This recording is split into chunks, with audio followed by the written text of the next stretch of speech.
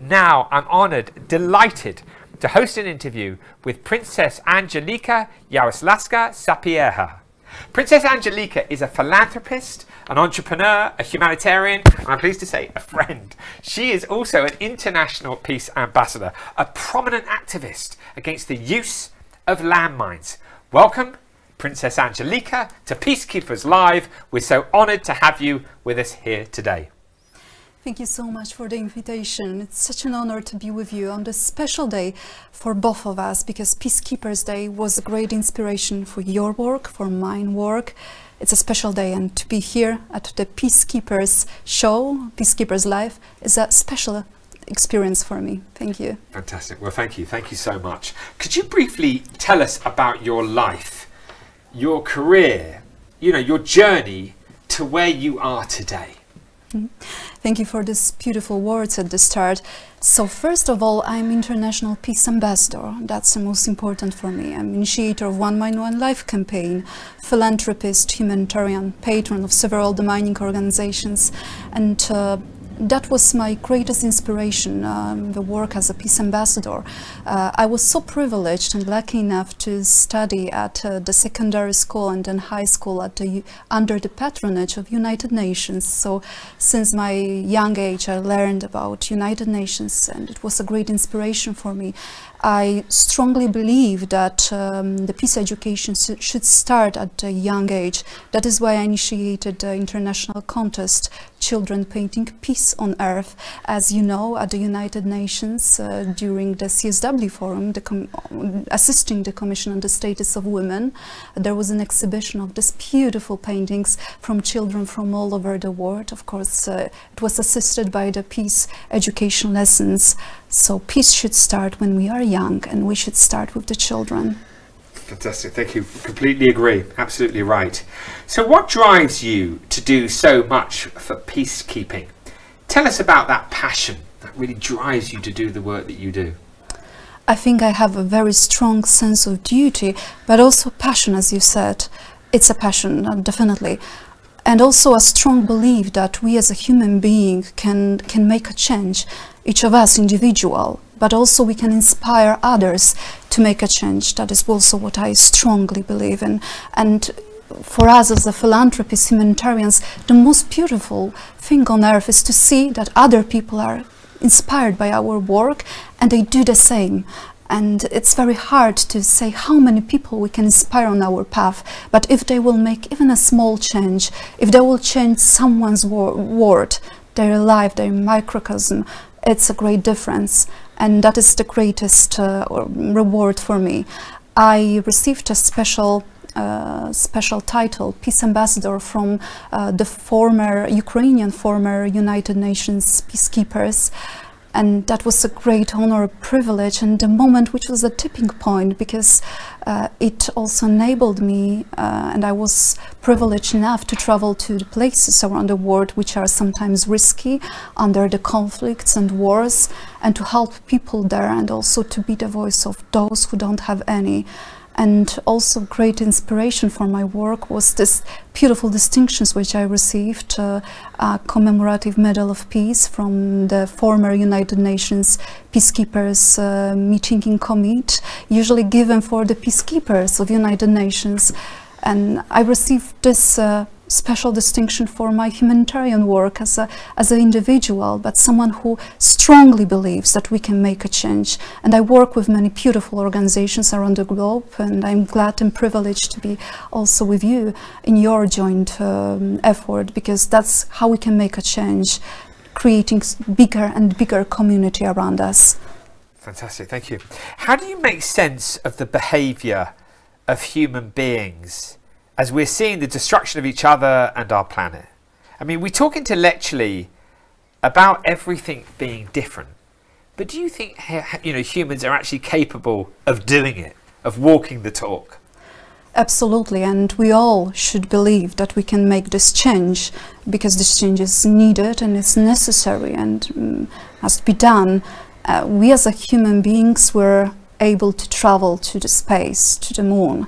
So why we should have any hesitation that we can create a system of education, most of all, because I think that education is the key, but also system of understanding, which is also connected with education, to prepare another generations which will be able to bring peace, to change the world, to make it a better place.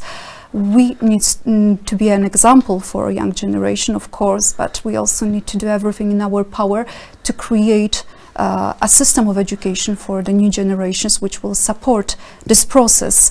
And that is why, for example, I prepared this project, Young Changemakers, the series of books which have their premieres at the United Nations, the books about respect for other cultures and religions, about the beauty of other cultures, about heritage and art, about sustainable development goals.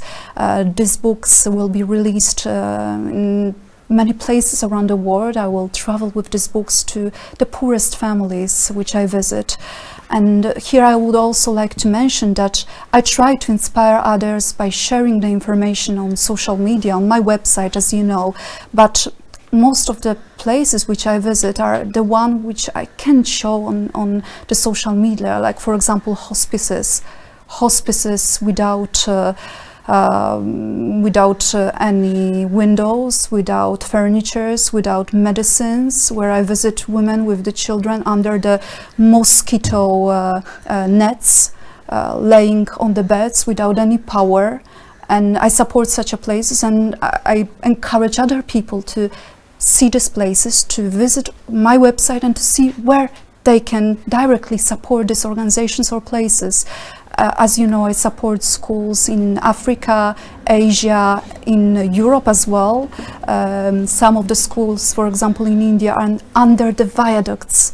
Hundreds of cars are traveling through every minute just above their heads, but still they are affirmed to learn. They wear uniforms and they feel blessed because they received a privilege, a possibility to learn, to escape the circle of poverty. As you know, as a humanitarian, I support children and families in many different countries, in Ukraine, in Moldova, in many countries in Africa, in Asia, Cambodia, Laos, Vietnam. It's an effort, but most of all for me, it's important to encourage other people to do the same, to create this tipping point, to create the butterfly effect. That is why the One Mind, One Life campaign have a symbol of the butterfly, symbol of transformation. Yeah, I mean, it's amazing. You know, I was thinking, when you have a show like this and we create experience like this, and I think about all the different people that I have the privilege of, you know, ringing up and asking if they're a peer, including yourself. And I just think, you know, the people that you're listening to do today, the people that you're seeing on this show, are right on the front lines of trying to create peace. It's absolutely incredible, the work that you do and the other people who are appearing today, and of course many who aren't appearing. I mean, just absolutely amazing. And you all of those places that you travel to, you're making films, you're writing books, you're doing education materials, you work with the United Nations, you're raising awareness of landmines. I mean, let's talk about that landmine issue. Could you tell us you know, about the landmines and the devastation they cause? I mean, just tell us what landmines are doing. Absolutely. As you know, it's my #1 dream to support the creation of a mine-free world. And still I'm always surprised that so many people don't know about the landmines which are killing and maybe children every day. So over 60 million people across the globe woke up in a fear of being killed or injured by landmines. It happens every day, and every day someone steps on a landmine, is killed or maimed by landmines. You see, so many years ago Princess Diana went on a minefield.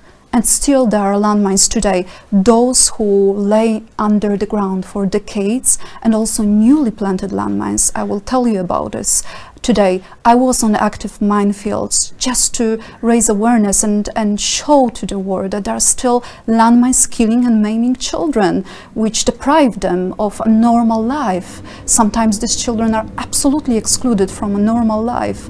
So many children are in orphanages. They can't go to school, they can't have any work, they don't even have protheses, they can't afford it.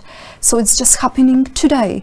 And you know, landmine is a perfect soldier, and never sleeps, it never eats, it can lay under the ground for decades until it will explode under the child's feet.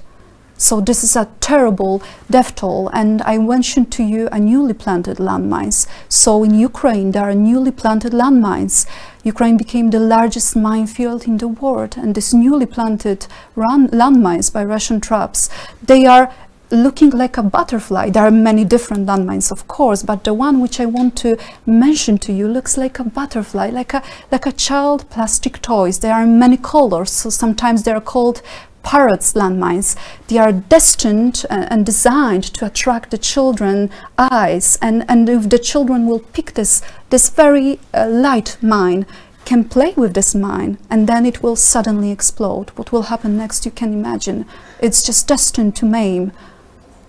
Yeah. So my goal is to not only support the mining action as I do for years, but also to raise awareness that we should, as a global community, do everything in our power to just ban the landmines, because they are killing and maiming civilians and children. They are on the places where people have agriculture, they are behind the houses and behind the schools. So they are preventing also agriculture, which also affects us as a global community in terms of climate change, in terms of food delivery, everything. And my goal is also to create a new and advocate for this new SDG goal, a mine-free world, SDG, so Sustainable Development Goal 18. And I can say with a great pleasure that there is already this goal in Cambodia. So Cambodia have 18 SDGs, Sustainable Development Goal, a mine-free world, and if it will happen to be a global goal, one of these goals which we all celebrate and do everything in our power to achieve them, then it would significantly support the mining action, of course, mine risk education, which is vital for children, for preventing people to touch the landmines, to pick up the landmines from the ground, but also for, of course, for mine awareness, so the global awareness about landmines. Amazing. So, I mean, would you say that your number one passion, I mean, look, there's just many things that you're doing. I know that of you. I mean, it's incredible the work that you do in so many wonderful ways, and well done to you for doing it and working as hard as I know that you do. I should say the same about you here. Yeah. I mean, I've had the pleasure of being with you and spending time with you in Poland as we went down to the border of Ukraine, and I mean, and I know, I mean, you just don't ever stop, do you? I mean, would you say that the landmines is your sort of prime focus? I mean, you're doing many things. Would you say this particular issue is the number one issue for you? Yes, I think so. I support many hospitals, orphanages and schools, also building schools as well. It's important for me, education is important for me, but landmines, you see, landmines are against all the human rights. They are against all the principles which we share, in which we believe as a human family. If we still create a death tolls or don't have enough power to clean them from the ground from decades, and they are killing children, I believe that it's against everything else.